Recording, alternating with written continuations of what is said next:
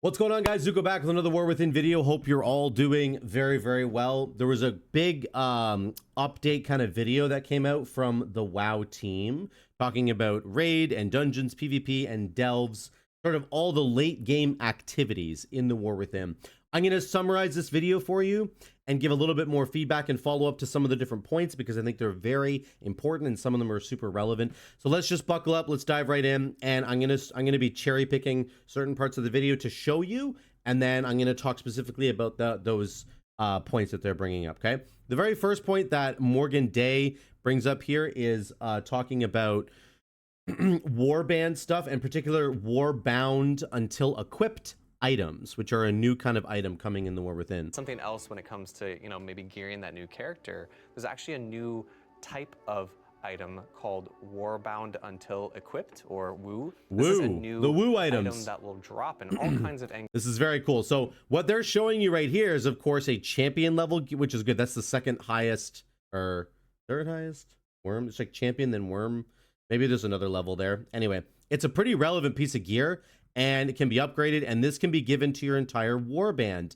And if you're in the game and you come to the bank in Dornegal, this is also where the Great Vault is. So the Great Vault and the bank are together. You walk in here and you're going to talk to the banker, and you can go to your Warbound bank over here, Warband bank, and you can see I have a whole bunch of things over here, including these 3 items right here. So this item is another plate item, so I can give it to a plate alt if I want to, because I'm not going to be using it right now. This is something I found. It's Warbound until equipped. Give it to my Death Knight that I want to play if I'm also playing a Death Knight. There's an axe I can give to anybody who's a strength person who can wield an axe, which is nice. And then I've got mail. This is actually, there's lots of items that drop in the War Within, especially from rare bosses in the game, like outdoor world rares that you go and kill. They have a particular loot pool on each of them, and they might drop items that are really good for a leather wearer or a mail wearer, and that's not something that like I'm gonna use as a paladin. And these items used to be just stuff you would vendor, but now you can actually use them because you can put them in your war bank and warband bank, and you can give them to your alts. And I think that is really cool. It means like killing rares in particular with these item drops is actually a completely relevant thing to do now. And I kind of love this whole system. So this is great for sharing, all that jazz. Very good system in general. Those are the Warbound until equipped items. Let's go to 5:15 here. We're gonna have the lady talking about the your Warband cross-compatibility, basically. But now you can drag and drop much easier your characters, and we have a favorite section there, which is really cool because they're all cross-helm characters that you can have. So you don't need to be back and forth choosing characters. They're all gonna be there for you. I mean, everything in the game now is basically cross-realm. That's what I wanted to try and touch on here, is that like you're gonna have cross-realm characters with trading different things back and forth. Like if all 4 of these characters are part of your war band, then it doesn't matter. Like if you, I'm not sure, the realm stuff isn't really relevant at all anymore because they've kind of squished them all together. So you can go farm something with this character over here, and then you can go do something with those mats over here. It doesn't matter in terms of the cross-realm compatibility. One thing that's really cool is you can craft straight out of your war bank. So we'll get to that in a second here. And also the new bank for your Warband character. So a lot of good improvements that we wanted to make sure it feels natural to play as, and it just feels great. That's the what war a bank good UI should be. So yeah, that's what we're looking for. There's a lot of functionality out of that too. Like you can craft straight out of your Warband bank. So this is so dump cool. all that stuff in your Warband bank, and one of your other characters who might be able to use that profession stuff will then be able to. That's really cool. It's not as relevant to me because I'm not much of a crafter, but I know some of you guys are big time crafters, and the ability to have one character that has mining and herbing, okay? Those are their two professions. You run out, you mine and you herb with that guy. Maybe it's a druid, right? Druids are really easy for doing that. You do a mining and herbing, you go crazy. You level up your mining and your herbing, and you get them to like maximum profession points, and you have all the extra relevant nodes, and you're very efficient at mining. And then you put all those mats in your war bank, and then your second character is like an engineer and a alchemist or something, and you're taking all the mining stuff and you're turning it into engineer stuff, and you're taking all of your herbs and you're turning them into relevant potions. or flasks, and then you can sell all that stuff, or you can just give it to your guild, whatever you want to use it for.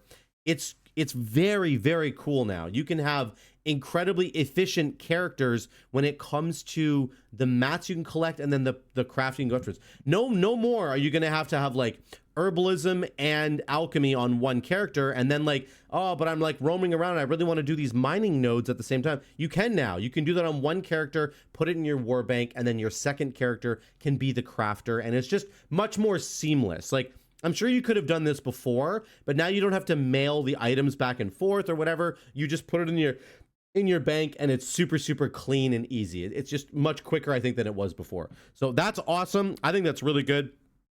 Not something that really matters to me that much, but I think it's very, very, very good. Now, this is pretty crazy. This was a big bombshell that was dropped. I'm going to go backtrack for a second. Early on, they showed the war band here. And one of our major features in the Warband, if you aren't familiar, this is a feature. There is a Dracthyr Fury Warrior. This is very clearly a Dracthyr wielding like 2 axes, and they look like 2-handers. They're huge. So Dracthyr Fury Warrior, I think, confirmed. And I mean, Blizzard said that they're going to start introducing more Dracthyr stuff later into the expansion. So I'm assuming on a 0.5 patch, maybe the 1.0.5 patch for the War Within, we're going to get Dracthyr Fury Warriors. That would be really cool and exciting. Maybe we'll get even more specs that they can become, or classes that they can become. We'll have to wait and see, but that's very exciting. Let's move on to party and raid markers. So this is pretty cool. This is something that is possible with add-ons right now in the game, but they're continuing to improve and update the UI for party, for like all the party management at all. So you can put relevant markers on the ground just by opening up this panel on the left side of your screen, and then you're able to grab those things, put them on the ground really quickly. Over here, right? That you push it out. So you push it out, and this kind of existed already in the game, but it's much more streamlined now. It's much easier to understand now, and there's a lot of different functionality. So you can obviously put markers on different people's heads by having the unit tab selected, or you can click on the ground tab, and then you can just go ding, ding, ding, ding. There's all our markers. We're done. We got our markers. Okay. You can do a group check here. You can check people's roles. If the raid frames get messed up, sometimes you can do a recheck on people's roles, and boom, it'll put them into the right relevancy. And then there's a couple other functions she's going to talk about here. You can now apply raid markers much easier. You can also assign different folks in your group. This is crazy. You can restrict people in your raid who can ping. So like if you're pugging a raid and you don't want people just pinging randomly, you only want the relevant officers or the tanks and healers to be able to do it or whatever, you can do that now, which I think is really cool. You can do the lead, you can do assist people, or you can do tanks and healers. So that's kind of neat. I think that could be annoying in pugs, having people just ping all the way. I know I've had that problem before, but more functionality is great. Assign different folks in your group to do so, which before wasn't that easy. And also you can change very easily as well the difficulty of the instance. So yeah, you can just change the difficulty of the instance right there. So very, very cool. Good functionality, I think, with the party stuff and the pinging on the ground and putting markers on the ground. All that stuff is much better now. Let's go to hubs, 649. Hubs, as Morgan was explaining. So these are what hubs look like now. They're like a little building, almost like a like board games have like those little when I'm thinking of the wrong game, can't remember. Risk, not Risk.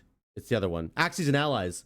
Very old board game. It had little factory looking buildings like this. The point is, major cities and major hubs will have this hub icon now, and all of the relevant quests that are inside that hub will be consolidated into like a list. In the War Within, you're gonna see this castle city icon that we're gonna have in each zone, and you can see right the biggest one. When you click on it, you can see the city map.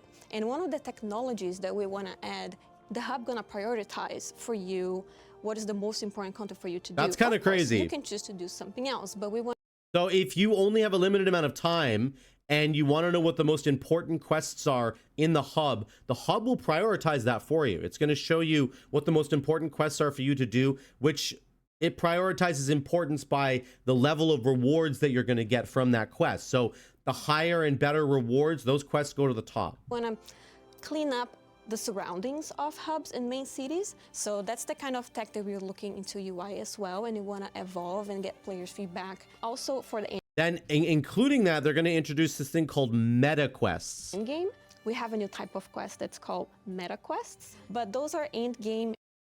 So they're like end game. They're going to be blue and they have little spikes coming out of them. And apparently they're very, very good to do. They're very rewarding, which is really cool. And I guess it's going to look like this. So the meta quest will be like, you need to do one of these 4 things. You need to go kill the world boss. You need to go complete the rookery, go finish the theater troop thing, which is the outdoor zone activity for Dornigal, for the Isle of Dorne. There's different quests in different zones.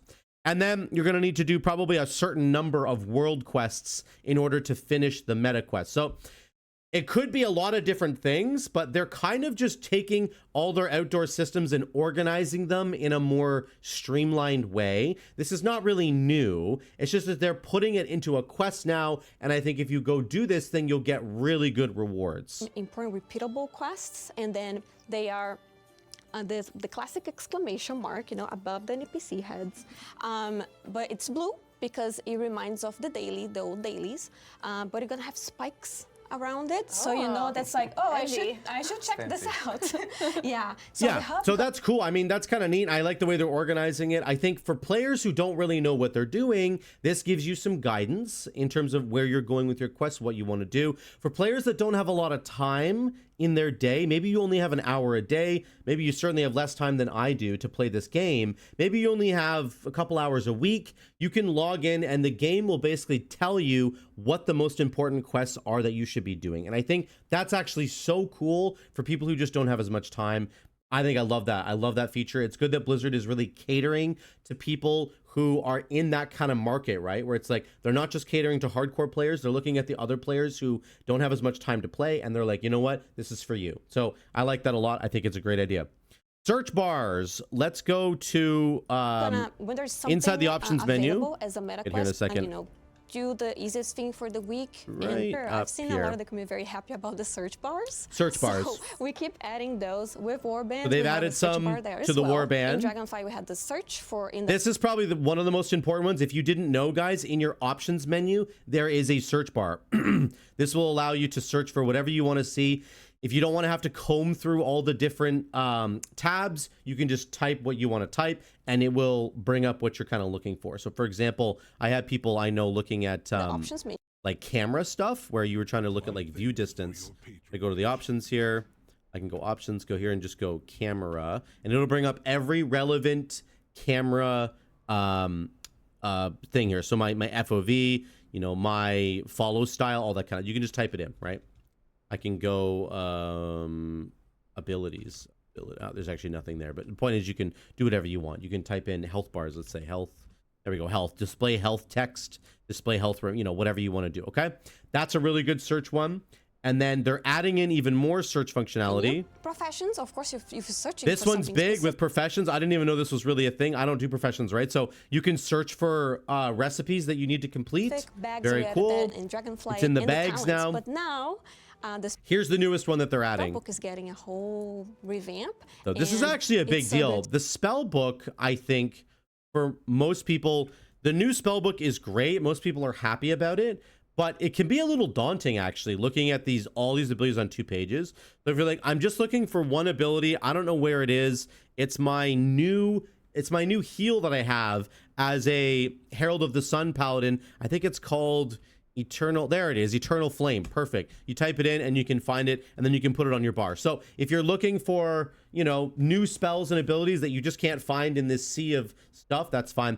If you don't like the double page book, you can hit this arrow here and it's going to shrink it back to its original state, and you can just do it this way. So if you like the old way, you can do that. If you want the new way, you can do that, and you can hide passives if you want it to be a smaller looking book as well. So lots of functionality with the new spell book. It's pretty awesome. And those are the main search bar functions that are kind of coming into the new expansion, which is awesome. Any more functionality that we get is totally worth it. Okay, let's go to delves. There's some really important information with delves here. Okay, we're going to go to 11:30. We'll just stop there.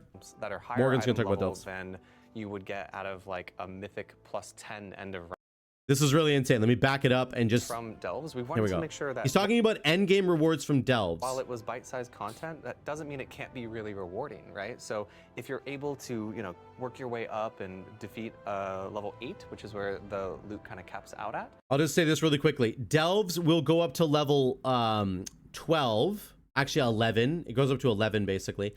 And then 12 is the Dracthyr boss. So delves can go up to level 11. You stop getting item level rewards at 8. So like if you do a tier 9 or a tier 10 or a tier 11 delve, the item level rewards that you'll get from those delves will be the same as if you had done a plus 8. Okay, but you can do those last 3 levels just for like the fame and the glory and the fun of it. You'll still get rewards, but they don't scale any further. They're stopping at 8. Okay, now what Morgan's about to say is really crazy and it's really mind-blowing.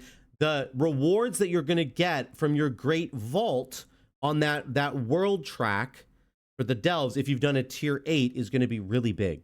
Your Great Vault will actually reward you with items that are higher item level than you would get out of like a mythic plus 10 end of run chest. So it's really, really good. That is a huge deal. That is huge.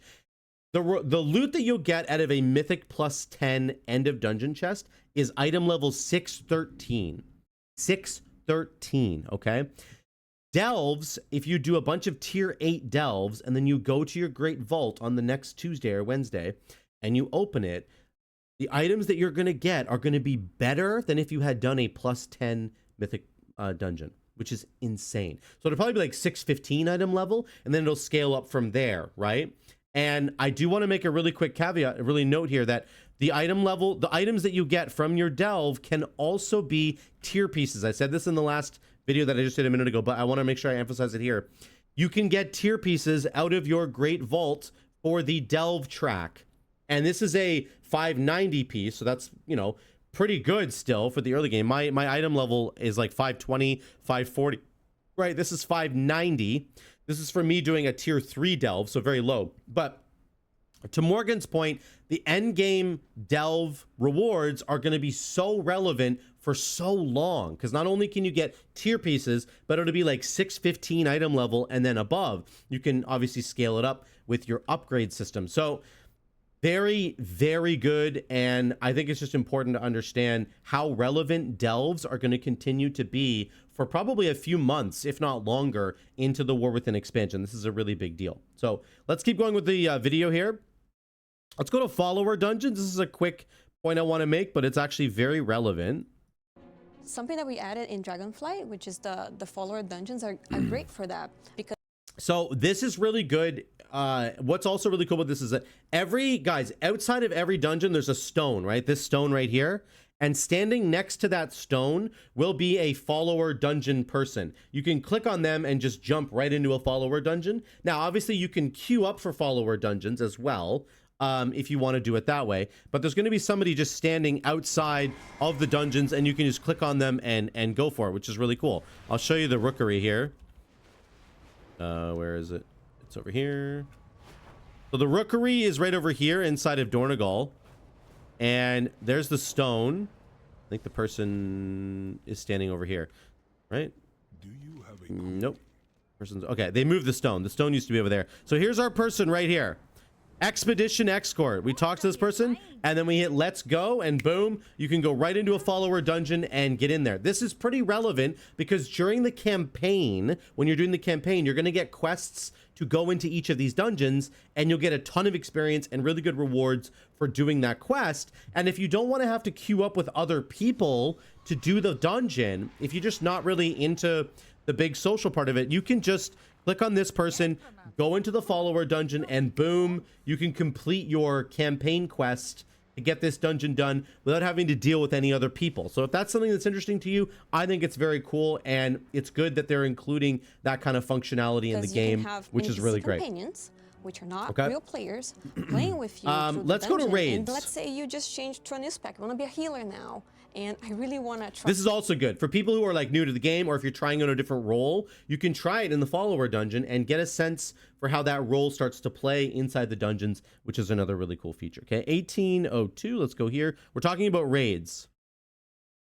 raid, I It's gonna guess. be an epic experience. You know, Nerubians galore in there, and one of the cool new features that we're introducing with War Within Not really sure is about this. to play through the raid, or at least experience the ending with Queen Ansarak solo. So we wanted. I don't really know what he means by this, and I haven't seen any clarification online yet. So somebody clarify this to me if you know the answer to this. He just said you can experience the final part of the raid, which is the final boss, Queen Ansarak, solo. And I don't know if that means that like you can queue up for a follower raid just fighting her. And I think they're trying to do this so that people can play through the story of the game and not feel left out. I don't know what this means. Does this give you any rewards? I have no idea. Is this just the LFR experience? Is he talking about LFR?